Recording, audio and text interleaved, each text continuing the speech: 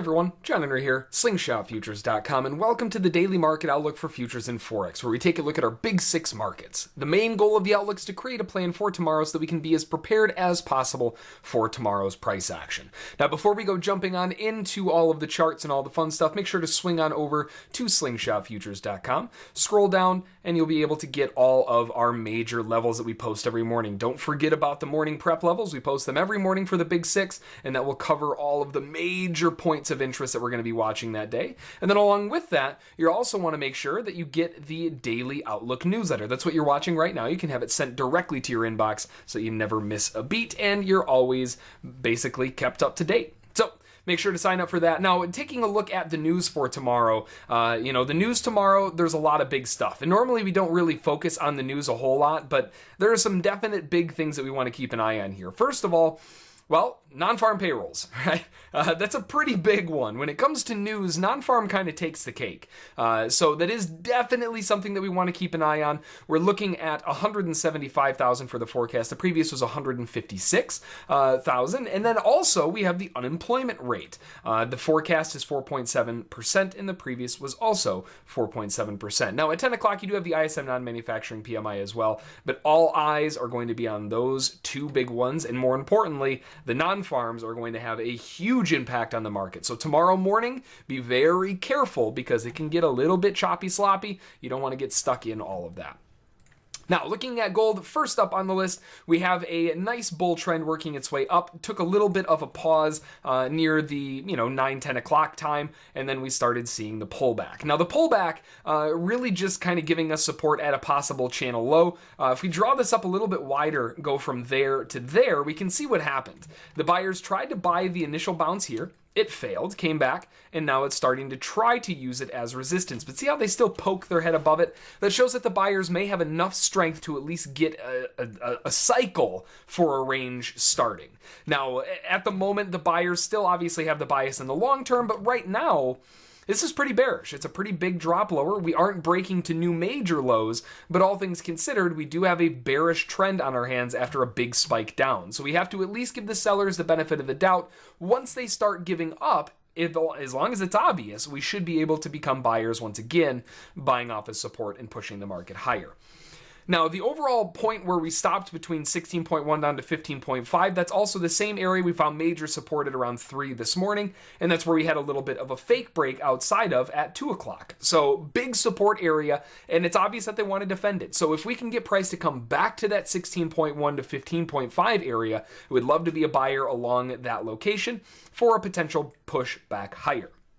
Now, because we do have a bear spike down and we're starting to form a little bit of a bear wedge here, what I would like to see as well is a possible short opportunity with a spike higher. Get prices into that 20.7 to 21.5 area, find resistance to drop it back lower, and then maybe look for buying opportunities to go back up. So it is really two-sided. You should be able to get both sides of trade going. It's just a matter of which one sets up first.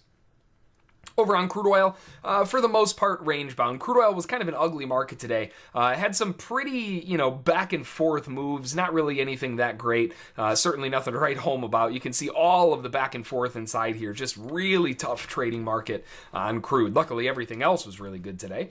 But looking at crude oil with this major range that we have here, we have a new push up, a new push down, a new push up. They failed to go lower, and they had a big breakout to the upside. But a little bit later, now we're at a new low again. So really, we've just made one big new high and one big new low, and we're cycling in between. It does look as though this area, especially around that 53.89 location, but as high as 53.99, we can see that whole area acted as a big level of support and resistance, as well as the bottom. If it's strong enough to stop this amount of downward pressure, and when it comes back and it still holds it as support, there's obviously something here that we need to keep our eyes on. They found that as the exact low last night, and they also had a fake out underneath that earlier in the afternoon. Well, actually later in the afternoon, but yesterday, right? So right now, chances are what we're looking at is a bear trend is maybe going to try to continue, but the best that we're likely going to see from the sellers is maybe a push down, maybe a little head fake underneath 53.35, but ultimately looking to treat this as a range, looking to sell high, looking to buy low, and try to stay out of this middle as much as possible. So overall, we have a range type scenario on our hands, and granted, the bigger picture, this whole thing is a range. We also have to be cognizant of the smaller range inside here as well. So at the moment, I'm going to be trading this smaller range, and if we can start breaking out, then looking to expand out to the wider one. So again, looking to buy low, looking to sell high, and trying to stay out of the middle. Over on the Dow, again, another one of those situations where it looked like we were going to have a nice trend on our hands. It broke, failed to go lower, and just pummeled back to the upside. And with that move back up, now we're starting to turn into a range again. We had a nice drive lower, and now they cycle back up, and really all that leaves us with is kind of stuck in the middle. Now, the overall area of interest is going to be the extremes, again, selling high, buying low, but it is definitely hard to ignore the fact that we have this area up here of potential resistance, which is where we are right now, and that could be easily a new smaller range that's beginning to form inside of here, very similar to what we just looked at on crude oil.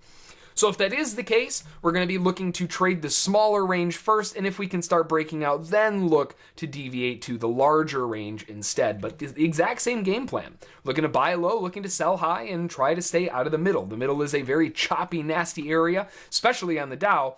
One level that you may want to keep an eye on, especially if you're going to be trying to sell off the highs, could be an interim target. Would be kind of right in the middle. We can see that area acted as major support and resistance through this entire range. So 792 could be a nice little midpoint of that range.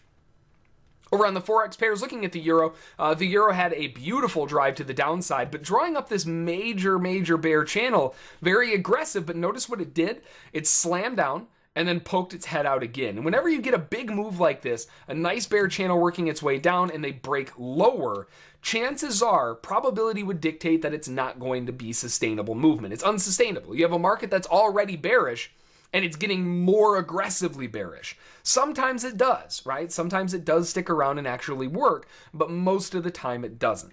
So what I'm looking to do here is I'm looking to find a reason to buy at the lows. I don't want to buy too early, but looking for maybe a failure at the lows, a big wick at the bottom, maybe a trap, something along those lines to kick it back up towards the highs. Now, I'm not expecting a major reversal all the way back up here. That's not going to happen. I mean, it might, right? You can't ever count anything out in these markets, but it's likely not going to happen, at least in one shot. More so what I'm looking for is possibly a small, tight little range formation here that may widen out to a larger one like this. So looking to buy low right now, knowing that the sellers are likely exhausted down here. But more importantly, if we can get a bullish correction up, I would love to sell for another attempt at around that 77.76 to 749 area to find a trap above the highs. That's where we found major support, major double bottom support, as well as a twin reversal. And once we broke out, we found resistance there. We'd love to see the sellers redefend that area for the beginnings of the top of the range. So overall, I definitely want to be a seller, but maybe not so much down here. I'd almost rather be a buyer in the short term, looking for short-term scalps back in the opposite direction. Over on the pound, now we had a lot of news that came out for the pound, and that's where a lot of this movement came from. But this massive spike to the downside led into a small little bounce, and likely that was just sellers taking profit. It makes sense with this big of a move, but that does create an area of interest. When the market broke out underneath it, it came back and used it as resistance, further confirming that location.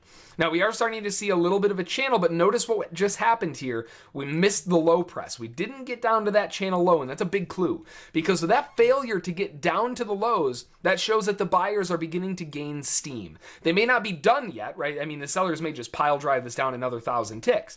But the way that it's setting up right now, we're seeing weakness on the sell side. And that's telling us that either the buyers are coming in off the bottom or the sellers are no longer interested in selling this far down.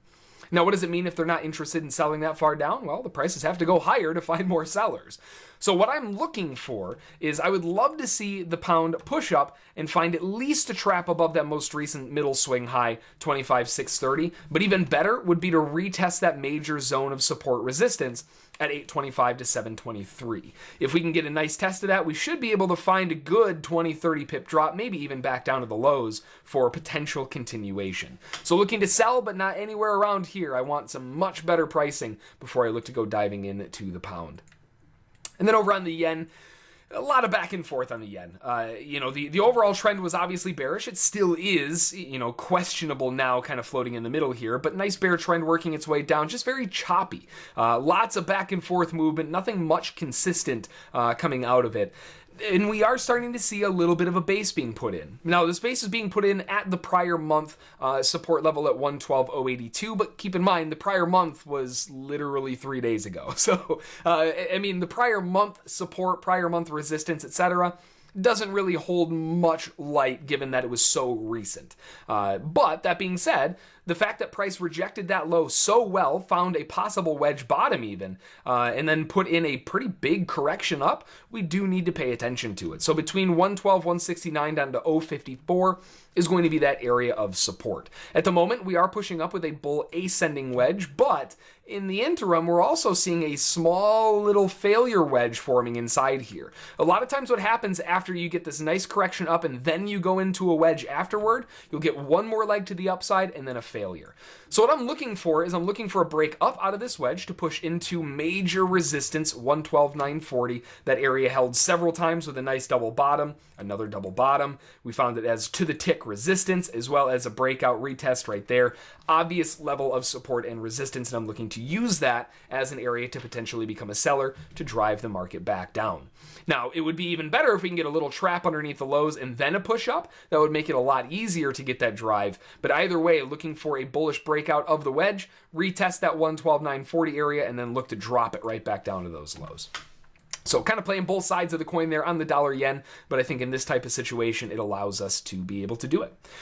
So that's going to do it for the daily market outlook on futures in Forex. Like we always say, play it safe. There's a lot of news coming out, so make a plan, trade the plan, careful around the news. Let's add that to the list, right? Be careful around the news. Don't trade into it.